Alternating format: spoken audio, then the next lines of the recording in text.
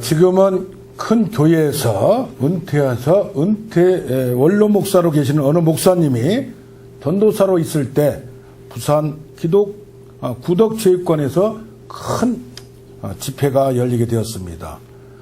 그 집회의 통역을 맡게 되었기 때문에 많은 사람들 앞에서 많은 영광을 가졌습니다. 그 당시에 제일 유명하게 잘했던 분은 옛날에 우리 여의도에서도 보면은 김장환 목사님이 있는데 이 젊은 전도사님이 너무 통역을 잘하니까 부산에 있는 많은 목사님들과 장로님들이 칭찬을 했습니다. 그래서 기분이 너무 좋아서 드디어 내가 한국교회에서 떠오는 샛별이 되는구나 하며 자아 도취에 빠졌습니다. 기분이 얼마나 좋은지 그날 밤 잠조차 이룰 수가 없었습니다. 그 다음날 저녁 집회 때 또다시 통역을 하기 위해 우쭐해서 강단에 올라섰는데 어처구니 없게도 집회가 시작된 지 5분 만에 목이 완전히 잠겨버렸습니다. 통역이고 뭐고 목소리 자체가 나오질 않았습니다. 소리를 내려고 안간힘을 해도 되지 않았어요. 그래서 포기하고 중간에 다른 목사님이 통역을 대신해서 참 창피를 당했습니다. 그래서 마음속에 참 실망한 마음으로 하나님께 기도하고 있을 때 조용한 주님의 음성이 들렸습니다. 내 목소리가 내 목소리냐? 내가 준 목소리지. 통역하는 능력이 내 것이냐? 내가 준 선물이지. 내가 준 은사, 내가 준 목소리, 내가 준 능력을 가지고 왜 내가 영광을 가로채느냐? 너는 도둑놈이다 라는 마음이 들었습니다. 그러면서 성경이 시편 9절이 생각납니다. 여호와의 영광을 우리에게 돌리지 마옵소서. 우리에게 돌리지 마옵소서. 오직 주의 이름에 돌리옵나이다 라는 말입니다. 그날 마음에 뉘우치고 셋째 날 다시 저녁이 되었는데 목사님들이 걱정되는 눈빛으로 쳐다봤습니다. 그런데 희한하게도 목소리가 잘 터져서 깨끗한 목소리로 집회를 마쳤다고 합니다. 할렐루야. 우리 제목을 같이 합니다. 하나님의 영광을 보리라. 다시 한번 하나님의 영광을 보리라.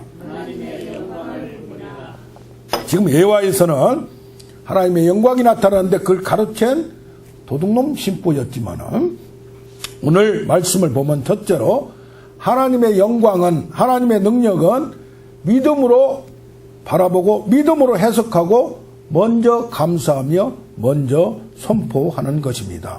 여기 11장 40절에 요한복음 내 말이 내가 믿으면 하나님의 영광을 보리라 하지 않느냐. 그렇기 때문에 어떤 사건, 어떤 문제가 생겼을 때 이것을 내 마음으로 해석하고 생각하는 것이 아니라 하나님의 눈으로 믿음으로 해석하는 우리가 되어야 될 줄로 믿습니다. 여기 보면 바로 앞에 9절에 뭐라고 나오느냐. 지금 우리 오빠가 죽은 지 나흘이 되어서 냄새가 나고 지금 물이 흐릅니다 라고 말합니다. 그런데 지금 나사로가 살아날 것을 믿는 사람은 아무도 없습니다. 오직 예수님만 믿고 있습니다. 근데 예수님이 뭐라고 그래요? 그들에게 네가 믿으면 믿음을 요구합니다. 하나님의 영광, 능력이 나타나기 전에 믿음을 우리는 가져야 된다는 것을 보게 됩니다. 그래서 믿음을 도구로 통하여 능력은 나타나고 하나님의 영광은 나타납니다.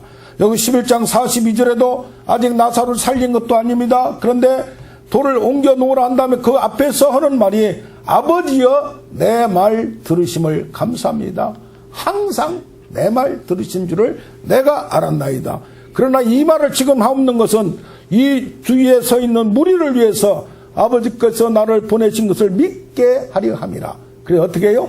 그런 기적이 나타나고 죽은 사람이 살아날 때 그들이 믿게 하기 위하여 미리 말하는 거란 얘기입니다.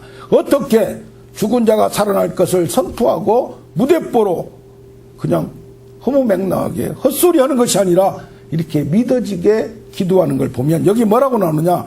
나는 하나님으로부터 보냄을 받았고 하나님께 의존하고 하나님과 항상 친밀한 관계가 있기 때문에 이러한 일을 많이 했기 때문에 지금도 하나님이 움직임, 하나님이 지금 동선, 하나님이 끌고 오심을 알기 때문에 죽은 자를 지금 살릴 때가 되었다는 것을 이 예수님은 뭔가 느꼈기 때문에 이런 말을 하는 겁니다. 예수님은 그동안 많은 체험에서 만전병이를 일으키고 많은 기적을 나타냈습니다. 그런데 오늘 왜 죽은 자를 살릴 수 있다고 얘기를 하느냐? 많은 기적을 봤지만은 이 나사로를 살림으로써 죽은 사람도 다시 살아날 수 있다는 거. 왜? 내가 죽고 다시 살아나는 걸 얘기를 했는데 안 믿으니까 내가 직접 보여주기 위해서 하나님이 일하시고 내가 죽을 때가 왔기 때문에 이 사건을 저들에게 보여줘야 된다는 그 내막이 있고 하나님이 일하심을 알기 때문에 그런 줄로 믿습니다. 할렐루야.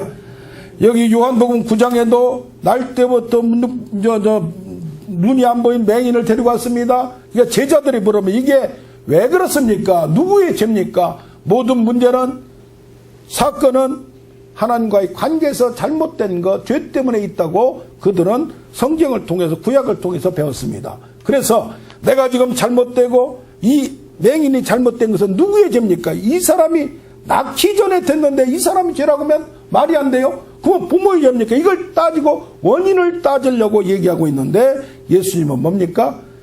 그를 통하여 하시는 일을 나타내고자, 하나님의 영광을 나타내고자 하나님이 했다고 말합니다.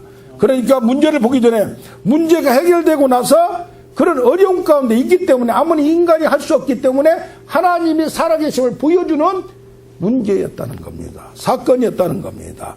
그래서 그들에게 사고방식에 충격을 주었습니다. 자, 여기 보면 뭐라고 하느냐? 만일 내가 아버지의 일을 행하지 아니하거든 나를 믿지 말려거니와 내가 행하거든 나를 믿지 아니할지라도 그 일을 믿으라. 그러면 너희가 아버지께서 내 안에 내가 아버지께서 있는 것을 깨달아 알지어다. 할렐루야. 요한복음 14장 11절은 뭐라고 말합니까? 내가 아버지 안에 아버지께서 내 안에 있는 것을 너희는 믿으라. 그렇지 못하거든 내가 행하는 그 일을 믿으라. 그것은 인간으로 할 수 있는 게 아니고 내 안에 하나님이 계시기 때문에 나를 믿는 자는 또 내가 하는 일을 할 것이요. 뭐요? 그보다 더 큰 일도 내 이름으로 구해서 할 것이다 라고 얘기합니다. 그래서 지금도 내 안에 예수 그리스도가 계시고 하나님이 계시면 예수님이 한 일을 우리도 할 수 있다는 것을 미리 선포하고 미리 얘기하는 겁니다. 어떻게 이렇게 할 수가 있느냐 이 말이에요.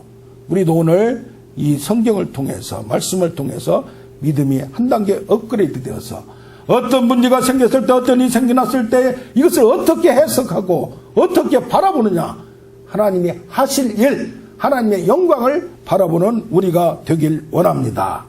우리는 문제가 발생하고 나서 문제만 바라보고 원인이 뭔지, 지금 상태가 뭔지 마음이 답답하고 그것만 쳐다봅니다. 그러나 하나님의 눈으로 보면 하나님이 일을 하고자 가로막히게 만들고 이끌게 만들고 어려움을 줬다고 말합니다. 구약에도 보면 지금 홍해 앞에 있습니다. 그래서 뒤에서 누가 찾아와요? 바로의 군대가 찾아와요. 그래서 옴쪽달쪽도 진퇴양난 꼼짝을 못해요. 그러니까 어떻게 하나님이 우리를 저렇게 만들었나? 바다에 빠져 죽으라거나 저기서 맞아 죽으라거나 칼로 창으로 찔러 죽으라거나, 그러니까 원망이 나올 수밖에 없어요. 그러나 모세는 여기 선포합니다. 여기 14장 13절에 보면 너희는 두려워하지 말고 가만히 서서 여호와께 행하시는 구원을 보라. 오늘 본 애굽 사람을 영원히 보지 못할 것이니 여호와께서 너희를 위하여 싸울 것이고 너희는 가만히 있으라고 말합니다. 할렐루야. 그렇게 이 문제를 바라보는, 왜 바라봅니까? 14장 2절 앞에 보면은 하나님께서 그들을 바닷가에 장막을 치라고 했기 때문에, 인도해 주시고 여기 치라고 했기 때문에 이 문제가 해결됐을 때 하나님이 해결 방법을 숨겨놨다는 것을 모세는 바라본 겁니다. 그리고 나서 모든 백성 한쪽에서는 원망합니다. 그러나 믿음의 식구를 통하여, 기도하는 사람을 통하여 하나님께 부르짖습니다. 그러니까 하나님이 다음 절이 15절에 바라보면 너는 어찌하여 내게 부르짖느냐? 이제 응답이 떨어집니다. 지팡이를 들고 손을 바다 위로 내밀어 물이 갈라서게 하라. 어떻게 보면 허무맹랑한 겁니다. 그런데 말합니다. 바로와 군대와 병거와 마병이 그들을 통하여 너희가 영광을 얻으리니, 지금 문제가 앞에 홍해만 있으면 안 들어가도 됩니다. 그러나 뒤에서 쫓아와서 지금 당장 죽이려고 합니다. 그런데 영광을 얻을 때에야, 하나님의 능력이 나타날 때야 내가 그인 줄, 내가 하나님인 줄, 여호와인 줄 너희가 분명히 알리라. 할렐루야. 그래서 그들이 그 사건을 보고 여호와와 모세를 믿었더라고 말을 합니다. 그래서 우리는 뭐요? 이제는 하나님이 일하시는 거, 하나님이 움직이는 거, 하나님의 동선을 보면 어떤 문제가 생겼을 때 그 앞뒤를 바라보면서 그 앞에 있는 하나님의 역사를 우리가 믿음으로 선포할 수 있는 우리가 되길 원합니다. 그래서 문제를 바라보지 말고 하나님이 뭘 하시고자 하는 그 목적과 계획을 아는 우리가 될 때 안심하고 우리는 말합니다. 이걸 내가 믿으면 하나님의 영광을 보리라. 문제는 문제가 아니고 사건이 아니고 내가 어느 사건과 문제를 믿음으로 해석하지 못하고 믿음으로 바라보지 못한 것 때문에 그렇다는 것을 우리는 오늘 발견하는 우리가 되길 원합니다. 하나님의 영광은, 두 번째로 하나님의 영광은 하나님 혼자 일하지 않고 인간과 함께 협업하여 인간의 수고를 통하여 성취되고 완성됨을 우리는 바라볼 수 있습니다. 여기 보면 나사로는 지금 무덤에 갇혀 있습니다. 그러니까 돌을 치우라고 얘기합니다. 그를 살려내는 것은 하나님이 하는데 돌을 치우는 것은 누가 해야 돼요? 우리 인간들이 해야 돼요. 그리고 나사로야 나오라 살려냈습니다. 그런데 죽은 자가 수족을 배로 동인 채로 나오는데 얼굴에 수건이 갈려있고 걸어다니질 못하니까 풀어다니게 하라. 풀어다니게 하는 건 누가 합니까? 우리 인간들이 해야 된다는 얘기입니다. 예수께서 여기 말합니다. 11장 25절에 예수께서 나는 부활이요 생명이니 나를 믿는 자는 죽어도 살겠고 살아서 나를 믿는 자는 영원히 죽지 아니하리라. 영생의 문제, 영원히 사는 문제를 이미 요한복음 처음부터 쭉 얘기합니다. 그래서 사람이 죽고 사는 것이 누구한테 달려있냐? 하나님의 손에 달려있고, 다서 죽었더라도 다시 살아나는 것, 부활하는 것 누구의 손이 달려있냐? 하나님의 은혜와 능력이면 되는데 한 번도 그런 일이 없으니까 이 유대인들은, 이스라엘 사람들은 믿지 못하는 걸 볼 수가 있습니다. 근데 우리는 내가 하나님의 일은 못하지만은 하나님의 일을 할 수 있도록 마음으로 준비하고 그것이 어떻게 움직이는가 바라보면서, 할렐루야, 우리 교회 일을 하는 것도 보면은 하나님께서 이렇게 인도하시고 일으켜 나가는 걸 보면 하나님이 움직인 걸 확실히 알 수가 있습니다. 여기 11장 2절에 마리아는 향유를 죽게 붓고 머리털로 주의 발을 닦던 자요 병든 나사로가 그의 오라비더라 라고 11장 2절에 나와 있어요. 왜 이걸 써 있느냐? 마리아가 지금 자기 오빠가 죽어가서 아프다가 죽어가서 뭐예요? 지금 마음이 슬퍼 있어요. 근데 이 구절을 12장에서야 나올 얘기를 11장 앞에 적어놨습니다. 왜 그렇습니까? 마리아는 나중에 향유를 죽게 붓고 머리털로 주의 발을 씻고 그의 온몸을 향유를 뿌리면서 뭘 준비했느냐? 나사로의 죽음을 통하여 이제는 예수님이 죽을 것을 이 누구는? 마리아는 바라본 줄로 믿습니다. 마리아가 나의 죽음을 생각하고 나의 장례를 생각하고 이렇게 하니, 왜? 죽은 다음에는 몰약으로 섞지 않게 만들고 냄새나지 않도록 유황을 뿌리는데, 향유를 뿌리는데, 그가 향유를 뿌리는 목적이 나의 죽음을 바라보고 내가 옛날에 말했던 거, 내가 죽어야 살리라는 것을 그가 믿었기 때문에 이런 행동을 하는 것을 봅니다. 그래서 예수님도 하나님의 일을 하는데 뭐라고 말했냐? 12장에 가면 그런 말이 나옵니다. 아버지여, 아버지의 이름을 영광스럽게 내가 하기를 원합니다. 그러니까 하늘에서 내가 이미 너를 통하여 영광을 얻었고 또 다시 영광스럽게 하리라. 무슨 말입니까? 너를 통하여, 하나님의 아들을 통하여 이 세상에 있을 때 하나님의 살아계심, 하나님의 은혜, 하나님의 능력이 확실하게 보여지는 걸 통해서 하나님을 나타내는 것, 하나님을 드러내는 것이 하나님을 영광스럽게 하는 줄로 믿습니다. 그런데 또 하나는 하나님이 나를 통하여 하는 일을 하는 것이 하나님을 영광스럽게, 나이가 받은 사명, 내가 할 일을 내가 하는 것. 그러니까 예수님이 이 세상에 오신 것은 예수님이 십자가에서 죽고 부활하고 승천해야만 하는 모든 나의 일생을 통해 이 세상에 있을 때 해야 될 일을 예수님이 해나가는 그것이 바로 영광이라는 얘기입니다. 그래서 뭐라고 말합니까? 인자의 영광, 너희가 인자가 영광을 얻을 때가 아직 되지 않았다, 그렇게 말합니다. 내가 죽는 것이 영광을 얻는다고. 그 영광이 뭐요? 하나님의 일을 나를 통해서 이루어가는 것이 바로 나의 영광이고 그것이 하나님의 영광임을 깨닫는 우리가 되길 원합니다. 아멘. 성부 하나님의 구원사역, 모든 죄를 없이 하고 인류의 모든 문제를 해결할 그것을 예수님만 할 수 있는데 자기 사명을 감당하기 위하여 인간 예수의 지금은 힘도 없고 연약하고 많은 사람들이 자기를 힘들게 하고 대적하지만은 여기에서 뭐요? 11장 지금 27절에 말합니다. 지금 내 마음이 괴로우니 무슨 말을 하리요? 내가 이때를 위하여 왔나이다. 그러나 내가 지금 인간으로 와서 하나님이 명령한 거, 하나님이 주신 사명을 감당하기 위해서 해나가는데 예수님도 어렵다고 그래요. 왜? 인간의 몸을 입었기 때문에.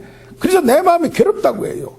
그러나 내가 지금 그러나 이때를 위해서 왔으니 나는 하겠다고 얘기를 합니다. 그러니까 뭡니까? 하나님의 사역, 하나님의 사명은 인간의 고민, 괴로움, 수고로움, 처절함 이런 모든 걸 통하여 하나님의 일이 이루어진다는 얘기입니다. 할렐루야. 네. 예수 그리스도가 이 세상에 있을 때 인간으로서 한 일을 통하여 하나님의 일을 드러내듯이 우리의 연약함, 우리의 괴로움, 우리의 또 나약함을 통해서 하나님은 영광을 받으시고 하나님의 일이 이런 나약한 나를 통해서, 부족한 나를 통해서, 미끄러지고 넘어지다가 다시 일어서는 나를 통해서 나타나는 것을 확신하는 우리가 되길 원합니다. 할렐루야. 사도 바울이 보면 골로새서 1장 24절에 보면 그리스도의 남은 고난을 그리스도의 몸인 교회를 위하여 내 육체에 채우노라 그렇게 얘기했어요. 사울이 30살 정도에 서기 33년에 예수를 믿었어요. 그런데 순교는 64년 내지 67년 그 정도의 순교를 했어요. 그러니까 한 30년 정도, 33년 정도 예수님과 비슷하게 사역을, 예수님은 딱 33년 살고 3년 사역했지만 사도 바울은 10배 이상의 사역을 했어요. 그래서 17년 동안 약 20년 동안 1년에 200일 일을 한다고 보면 그동안에 여기저기 아주 부지런해요. 키도 작은 양반이, 작은 사람이 3번이나 세계를 돌아다녔어요. 그때는 뭐가 고속버스가 있습니까? KTX가 있습니까? 총 1, 2, 3차 걸어다닌 것이 17,000km, 한 2만 킬로면 얼마나 많은 거리. 그걸 걸어다니면서 그때 로마 장병이, 군단이 하루에 25km를 걸었대요. 그런데 사도 바울이 나이가 들었고 또 군인이 아니기 때문에 한 10km, 하루에 25리를 걸었지 않느냐. 20년 동안 계속 돌아다니는 것입니다. 전도하고 될 때 또 돌아다니고 또 돌아다니고 그렇게 수고로우면서 하루도 빠지지 않고 자기의 사명을 감당하기 위해서 이렇게 한 사도 바울의 그 족적 때문에 많은 나라가 복음이 전파되고 하나님의 살아계심이 역사가 능력이 나타났음을 봅니다. 우리나라에 역사소설가 유현동 작가가 있습니다. 이분이 50년 작가 생활을 했어요. 그래서 50권의 역사소설을 썼습니다. 우리나라 유명한 발해 무슨 각 나라마다 안 쓴 게 없어요. 그래서 가만히 생각하니까 예수를 믿고 나서 내가 역사소설가인데 내가 역사소설가 그 기법을 얼마나 잘하느냐 이 말이에요. 그래서 사도 바울이라는 책을 썼어요.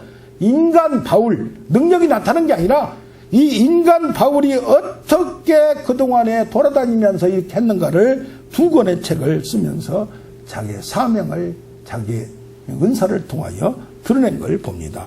그가 얘기한 거 보면 바울의 육체적 수고, 유대인의 위협, 이방인의 협박, 사람들의 이탈, 인간적인 외로움도 있었습니다. 그래서 그가 제자 디모데를 그렇게 보고 싶어하고 자기와 함께했던 마음을 편하게 해주고 위로해준 동역자들을 그렇게 보고 싶어 했던 걸 봅니다.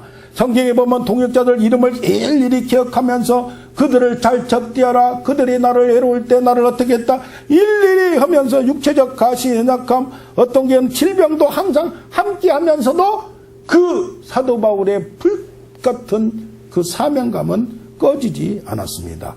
세상에 보면 하나님의 사람들, 위대한 족적을 남겼던 사람들은 그냥 편하게 지낸 사람이 없어요. 마르틴 루터도 가톨릭을 무너뜨리고 믿음으로 말미암아 살리라 종교계에 일켰던 선구자입니다.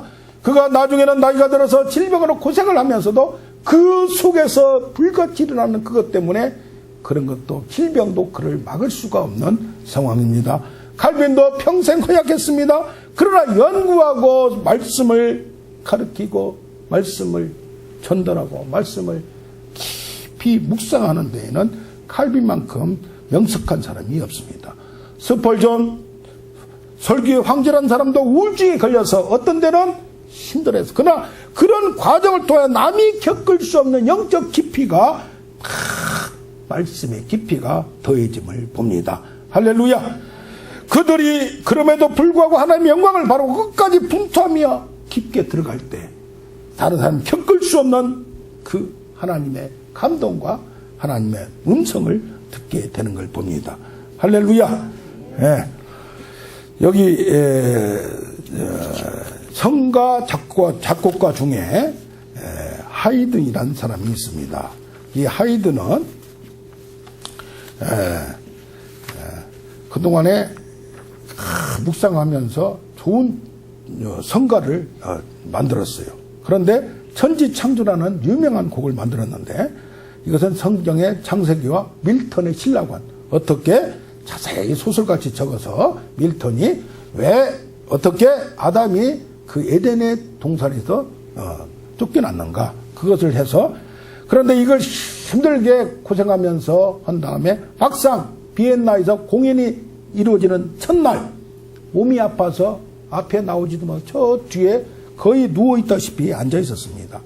근데 사람들이 연주가 끝난 다음에 이렇게 영광스러운 진짜 마음이 심금을 울리는 곡을 누가 만들었는가 하면서 기다립니다. 지휘자가 딱 끝난 다음에 저 뒤쪽에 앉아있는 하이든을 가리키면서 저분이 바로 이렇게 놀랍고 아름다운 음악을 작곡했습니다. 그러니까 하이든이 얘기합니다. 아니요, 나는 아무것도 아닙니다. 모두 하나님께 나에게 영감을 주고 깨닫게 해주고 지혜를 달라고 그것만 적어서 받아 한 것입니다. 그래서 영광의 왕이 누구뇨? 만군의 주께서 곧 영광의 왕이라는 시편 24장 10절 말씀을 전달했던 걸 봅니다. 할렐루야. 그가 힘들면서도 몸이 아픔에도 열심히 하나님의 깨달음을 알게 지혜를 얻기 위해 노력했을 때 놀라운 일을 하는 하이든을 봅니다. 세 번째로 하나님의 영광은 반드시 누구의 때에 하나님의 때에 나타나며 거기에 믿는 자가 있고 불신자가 나타납니다. 여기 보면 뭐라고 말합니까? 예수님은 미리 소식을 들었으나 일부러 이 일을 지체하고 또 걸어 여기서 오다 보니까 거리가 한 5리쯤 되고 이렇게 지체하다 보니까 죽은 지 4일이나 지나버렸어요. 그러면서 뭐라고 말하냐? 우리 친구 나사로가 잠들었도다. 깨우러 가자. 잠들었습니까? 제자들은 모릅니다. 그럴 때 나사로가 죽었느니라 내가 거기 있지 아니한 것을 너희를 위하여 너희가 기뻐하나니. 왜 그렇습니까? 내가 거기 병들었을 때 고쳐버리면 죽었다가 나흘이 되어서 썩은 냄새, 물이 시체가 난 이 시체가 살아나는 기적을 영광을 보지 못하기 때문에 너희로 믿게 하려 하기 때문에 우리가 가자 그렇게 말합니다. 왜 예수님은 이틀이나 더 지체하시고 죽은 지 나흘이나 돼서야 도저히 인간이 할 수 없을 때에 예수님이 나타나는가? 바로 하나님의 때가 있는 겁니다. 우리는 기도했지만은 열심히 했지만은 하나님이 나에게 응답을 주지 않고 또 하나님이 좋은 환경을 주지 않고 하나님이 안 들으신 것 같고 원망할 때가 있을 수 있습니다. 아픈 상태에서 고침받으면 간단하게 육체적 치유 사건으로 어쩌다 그랬겠지, 쟤다 그랬겠지 하고 끝내버립니다. 그러나 도저히 인간으로서 할 수 없는, 의사로도 할 수 없는, 병원에서도 할 수 없는 그런 특별한 사건으로 하나님이 영광을 받게 됨을 봅니다. 어떤 경우 하나님은 숨어 계시고 더 악화되도록 방치할 경우도 있다는 것을 봅니다. 하나님의 때, 카이로스 때, 예수님을 만나는 때가 바로 그때인 줄로 믿습니다. 그때는 어쩔 수 없이 하나님을 의지할 수밖에 없겠네. 성령의 임하시면 우리가 권능을 받을 때입니다.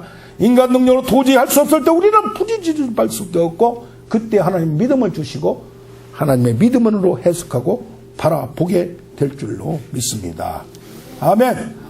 예수님의 죽으심도 아무 때나 죽는 게 아니고 나의 때가 있다고 했습니다. 왜 그렇습니까? 예수님은 출애굽기 6월절 양으로, 어린 양으로 모든 사람의 죄를 대신 주기 위하여, 양같이 죽기 위하여 오셨습니다. 그래서 어떤 때 죽어야 돼요? 예수님이 3년째 6월절 날 죽도록 준비되어 있고 마지막 일주일간은 그 모든 게 성경을 통해서 날마다 자기 역할을 함을 봅니다. 나의 때가 아직 이르지 아니하였다. 이제 가자. 이제 때가 이르렀다 이 말이에요. 어떤 때 어두운 시기, 빛이 있으되 빛이 나타내야 하는 희감이 있다. 어두움, 암흑의 시기가 있다. 그래서 뭐라고 말합니까? 과거에는 너희가 전대를 갖지 말고 칼을 갖지 말고 거저받았으니 거저주고 절대로 준비하지 말라. 다 하나님 먹여주신다 했는데, 지금은 어둠의 시대, 악한 자의 시대, 세상 임금의 시대이기 때문에 너희는 뭐래요? 주머니에 전대를 차고 칼을 차라고 얘기합니다. 이제는 어둠의 세력들이 너를 죽이려고 하니까 너희 목숨을 보존하고 너희 때를 기다리고 숨어 있으란 얘기입니다. 할렐루야. 세상 이미 득세하는 시대에는 조금만 기다려라. 너희들 어려울 때 너희들 제자를 스스로 서로 살아가면서 숨으면서 도망다니면서 너희의 목숨을 꼭 보존하고 보호하라는 얘기입니다. 때가 되면 그러나 내가 죽었지만 3일 만에 다시 살아나리라. 내가 부활하리라. 나의 영광을 예수님 때에 십자가에 죽었지만 부활의 때에 완전히 승리하고 하나님의 능력을 보여주고 죽음과 사망을 통치하는 역사를 너에게 보여주리라고 말합니다. 할렐루야. 예수를 믿는 자, 불신자가 반드시 나타납니다. 표적을 보고도 많은 유대인들이 믿었지만은 여기 특히 대제사장과 바리새인들은 믿지 않았습니다. 심지어 공무원들조차도, 바리새인들 중에도 그 당시에 71명의 국회의원들이 있었습니다. 국회의원 중에서도 니고데모나 다른 사람들이 믿은 자도 있었지만 대제사장과 그 권력을 잡은 자들은 끝까지 반대합니다. 증거를 보여줘도 반대합니다. 2장에 물이 변하여 포도주가 됩니다. 그때 예수가 비로소 제자들이 예수님을 능력을 믿었습니다. 5장 38년 된 병자가 나타났습니다. 그런데 38년 동안 누워있는 사람이 버떡 일어나서 걸어갔습니다. 그런데 꼬투를 뭘 잡습니까? 안식일 날 살려냈다. 안식일을 범했다. 저건 그러니까 하나님의 아들이 아니다. 하나님을 자기 아버지라고, 친아버지라고 하니까 신성 모독이다. 하나님과 자기가 동등된다고 한다. 그렇기 때문에 나중에 형제들도 믿지 않습니다. 표적을 보아도 말로 증언하여도 믿어지지 않는 겁니다. 맹인 사건도 그 부모와 사람들은 믿지만 바리새인들은 믿지 않습니다. 오늘 11장에 나타난 나사로의 죽음이 변하여 부활하는 사건을 보고도 한쪽이 많은 유대인들이 믿었는데 대제사장과 누구는 바리새인들은 믿지 않는 겁니다.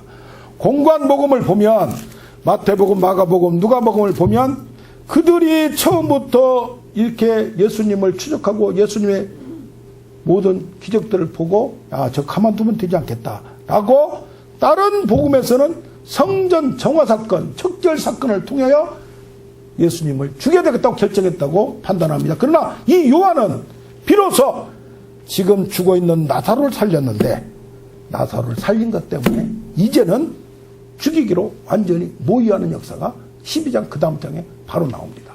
그 뭡니까? 성전 척결 사건을 통하여 내 아버지 집이라고 했을 때 저놈이 하나님을 지 아버지라고 하니까 뭐요? 신성 모독이다 라고 시작을 했는데 그것이 더 구체적으로 가만히 놔두면 안 된단 말이에요. 이제는 하나님의 능력을 그가 보여주기 때문에 뭐예요? 이제는 더 이상 놔둬서는 안 되기 때문에 지금 12장이 가서 그들을 죽이려고 완전히 작전을 따고 모략을 짜는 걸 봅니다. 왜 그렇습니까? 거기에 또 나옵니다. 12장 37절에 나옵니다. 그들이 많은 표적을 보고 증거를 봤는데도 믿지 않는 이유는 뭐냐? 그들이 안 믿는 것도 있지만 하나님이 은혜를 안 받게, 마음을 완고하게, 고침을 못 받게 은혜를 안 주기 때문에 그렇다는 얘기로 나타납니다. 할렐루야. 우리는 믿어지는 것이 은혜고 감사해야 될 줄로 믿습니다. 할렐루야.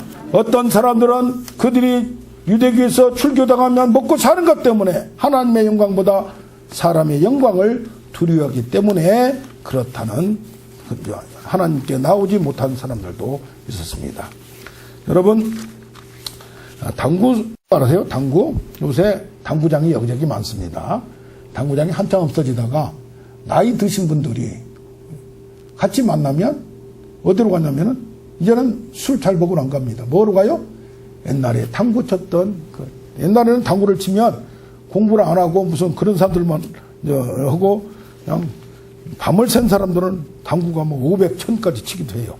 그런데 인천 어느 교회에 다니는 얼짱 당구 소녀가 있습니다. 그런데 그 선수의 좌우명이 온 세상에 내 안에서 주의 영광을 보리라 이겁니다.